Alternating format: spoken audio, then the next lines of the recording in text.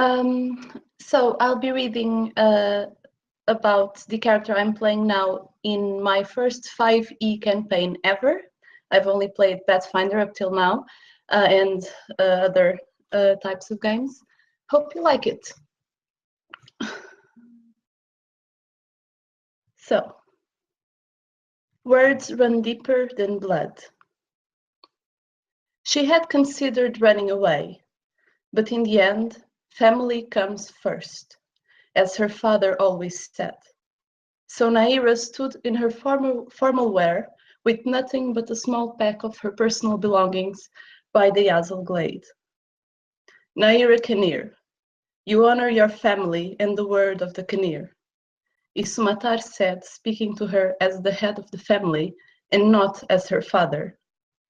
Go forth and prosper, and may the fates be willing that we see you again. I thank you, Isumatar. I am grateful for this chance to raise the name of the Kanir. The words felt hollow, but by the expression on her parents' faces, she could see they had sounded convincing. Isumatar seemed proud, and her mother, stern, as if controlling her emotions. Jaliana had never been a woman driven by emotion, but Nyira imagined that saying goodbye to her only daughter would get even to her. Her brother stood to the side, looking dark and frowning, even more than usual. She and Sieluk had rarely seen eye to eye, but Nyira found that, of all her family, he was somehow the one she would miss the most. They eyed each other in silence. Words were never easy between them. But then Nyira realized she would always think back on that moment with pain if she said nothing. Goodbye, Zanir, she said, using his child name for the first time since he had grown into adulthood. His eyes widened, and she observed the rare sight of his softened features. Goodbye, Ina, he said. And with that, it was time to go. She turned and took the steps along the glade. She had never done it, but she knew how. One could walk along the glade a million times and never find the door. But if she walked exactly to one spot, if she stopped, if she turned around and continued, she would enter the Feywild. And as easy as that, she did. Her family had vanished. The light blue sky of morning had been replaced by a never-ending twilight. The glade was the same glade, except the leaves shone brighter, smelled fresher, and there was a liveliness to the air itself. There was music and merriment all around her. Disconcerted, Nyira looked round, turning on the spot. No one seemed to take notice of her. An assortment of fairies, fauns, and other beings she did not know scampered and sang and played and drank by the shores of a lake, its margins meeting the glade she stood in. For a few moments, she took it in silence. She had expected someone to meet her, not to step into a full-blown celebration. After a few moments of being ignored, she tried to speak to a fairy, but they just zoomed away from her face in shrill laughter. After a few more failed attempts, she bodily stepped in front of Seter. Excuse me, she proclaimed in Sylvan. I am Nyira Kanir. I have come as promised to take my place in the court as the elven envoy. I would be obliged if... She trailed off as the satyr broke out in fits of laughter, almost falling from his hooves. I apologize if my accent is strange. No. Say it again. What? The part about the envoy. Say it again. I have been sent as the official envoy of the elven city of Torgasal. I would ask you, but it was no use. The satyr brayed in laughter, his furry knee with his hand. Oh, he gasped for air. This is too good. Oh, come with me. Nyira followed, as he motioned her along. He took her to a group of fairies first, asking her to repeat her words again. Nyira did so, trying not to show her annoyance. And, just like the satyr, the fairies laughed, their tinkling voices piercing her ears. Then the satyr pulled her along, asking her to say the same to others, and laughing each time she repeated herself. Enough, she finally said, facing the satyr. I don't know what you mean by all this, but I demand you take me to someone in charge. The satyr held his laughter as well as a child when told to be serious. Very well, follow me, he said between giggles. He led her to a smaller clearing, some way away from the main group of merrymakers. Reclining on the grass, on some pillows and blankets, were several beings that Nyira could not identify, but they seemed to emanate power. Vaguely elf-like, vaguely fairy-like, some with aspects of animals, they were all imposing. To kiss, what brings you here with such strange company? One of them asked. Nyira couldn't tell if they were male or female or neither. They wore silks of all the colors Nyira could think of. Their golden hair flowed behind them as if moved by wind, and their eyes were pools of dark. Great Adrinia, I bring you a visitor. I'll let her speak for herself. It seemed that only in the presence of these beings could Tukis hold his laughter, though barely. Nyira waited for Adrinia's nod to start talking. Great One, my name is Nyira Kenir. I have been sent from the elves of Torgasal to serve as envoy in your great court. The beings stared at her, as if they were waiting for more, an expression of complete obliviousness on their strange face. Nyira waited, hoping Adrinia would say something, anything.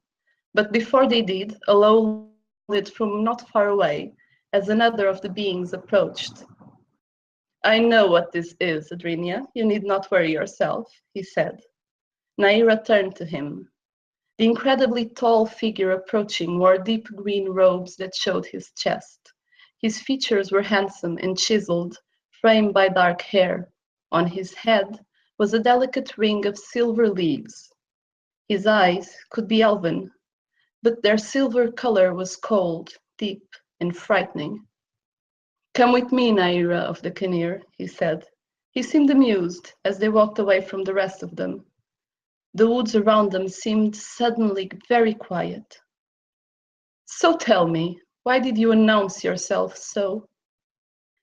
It is the truth, Great One. I come to fulfill the duty my family gave me. He chuckled, as if very amused, and Nyira tried not to frown. You may call me Sildwir. And is that what they told you? What do you mean, Sildwir? You really don't know. Oh, what cruel and fun games you elves play. Please, what do you mean? She no longer cared that he could understand her exasperation. He did not laugh again, but smiled as if he did. You came here expecting to fulfill a duty, when in truth you come to fulfill a debt. It is true, however, that you come for the sake of the Kenir. Nyira stopped in her tracks. For a moment, she had no words.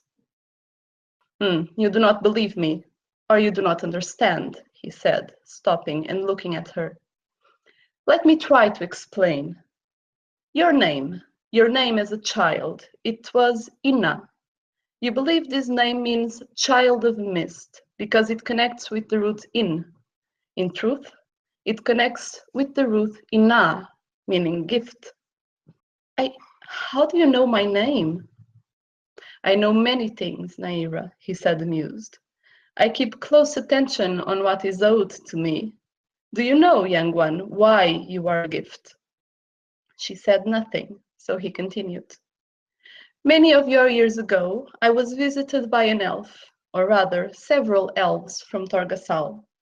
They came with offerings, with gifts, and a request. They wanted to ask for a sapling of the silver arize. Nyira felt the air escape her lungs. The silver leaves. Yes, you can here have made great fortune and fame from the properties of the silver leaves. And I let you, for a price. I told the visiting elves one thing. I will give you a sapling to care and grow on your own if, and only if, you give me everything you carry. Well, your family were enthused. They left all their trinkets and finery, even the clothes on their backs. But they did not, in that moment, fully understand my words. Do you understand, Nyira? My mother, she was carrying me. This happened when she was pregnant. Her throat was dry, and everything around her seemed out of focus. I'm glad you need no further explaining. Why your family would play such a hoax on you as the truth is beyond me. You call us fickle and whimsical. It is you who lie, and not us. Not me. Now you know. He extended a hand towards her, and Nyira realized how big of a hand it was. She held her chin, turning her face to him. You are mine. It was as if she had lost control of her body. It was almost not to get lost in the cold pools of silver looking down on her. But somehow Nyira found her voice. Why? Why do you want me? He let her go and Nyira wavered, but kept her footing. At first, I was just thinking of teaching your mother a lesson. Surely she would realize what was the most valuable of the things that she was carrying. She would realize that she could not pay the price of owning an Arizay. But that did not come to pass. She either did not notice or did not care. Then I considered, well, if the elves ever mistreated the Arizay or used it for something I did not agree with, I had myself a good bargaining token. But in truth, the Kinnear have kept their word. The Arizay are safe, and the arcane elements distilled from them are sold with no one really knowing where they come from. It interests me to see how this will all unfold. But of course, I still have you. Even if I do not have an immediate use for you, I am sure that one will present itself in time.